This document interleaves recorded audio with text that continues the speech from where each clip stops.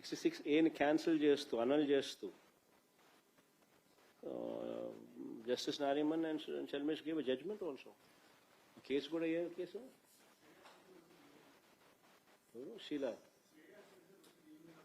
Shreya Singhal versus Union of India case కూడా.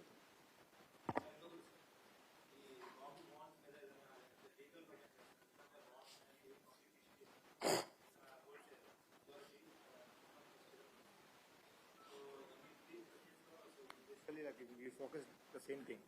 So are you going to take anything legal action? So janal mosam chesaru kabatti the very version of yours. Legal అనేది ఇవన్నీ very unfortunate. ప్రజలు ఈ బాండ్లు తీసుకొని కోర్టుకు పోవాలి. కోర్టుకు పోతే కోర్టులు ఏం చెప్తాయి అప్పుడు చూడాలి. నిజంగా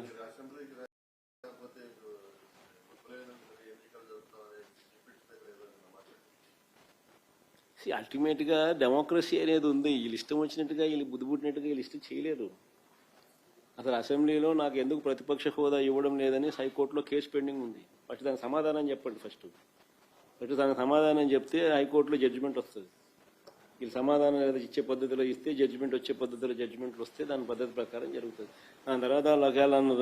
దాని తర్వాత ఏం చర్యలు తీసుకుంటారో వద్దని కూడా చెప్పినాడు. చంద్రబాబు నాయుడు అనే వ్యక్తి అసెంబ్లీకి నేను ముఖ్యమంత్రిగా ఉన్నప్పుడు 2 రోజులు వచ్చినాడు. ఫస్ట్ దానికి సమాధానం వీళ్ళు ఎత్తుక్కోవాలి.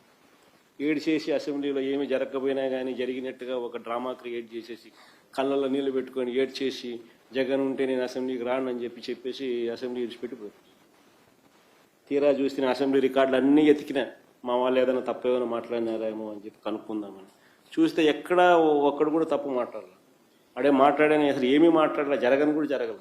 ఒక జరగని ఇన్సిడెంట్ జరిగినట్టుగా ఈయనంతకి ఈయన దాన్ని చెప్పుకొని దాన్ని మళ్ళీ చేసి దాన్ని యాగి చేసి లాస్ట్కి ఏంటంటే సారాంశం ఏంటంటే అసెంబ్లీకి రావడం అని చెప్పడానికి. మన ఆ రోజు నుంచి అసెంబ్లీకి రాలే కదా ఆయన. మరి ఎందుకు రాలా? రాకపోయినట్టు ఏం చేసినారు? ఎవడేం చేయలేడు. డెమోక్రసీలో ప్రజలు అల్టిమేట్లీ నిర్ణయాధికారులు. ఎట్టా ఈయన ఒప్పుకున్నా ఒప్పుకోకపోయినా ఇంకోటి జరిగినా 3 ఏళ్లలో ఎట్టా ఎన్నికలు వస్తాయి. ఏం చేసినా కానీ 3 ఏళ్ళే కదా. 3 ఏళ్లలో ప్రజలే మళ్ళా నిర్ణయాధికారం తీసుకుని ప్రజలే నిర్ణయిస్తారు ఎవరు నెక్స్ట్ మళ్ళా ప్రభుత్వం ఎవరు ఫామ్ చేయాలి. సార్, ఈ మెడికల్ కాలేజెస్ టెండర్స్ విషయంలో మీరు అధికారంలోకి వస్తే టెండర్స్ రద్దు చేస్తామని చెప్పారు. కానీ పవన్ కళ్యాణ్ గారు గతంలో కామెంట్స్ చేశారు. మీరు ఎలా అధికారంలోకి వస్తారో చూస్తామని కూడా. ఈయన చూసేది ఏంది స్వామి నాకు అర్థం కాదు. ఈయన చూసేది ఏంది నాకు అర్థం. పైన దేవుడు కింద ప్రజల ఆశీర్వాదం.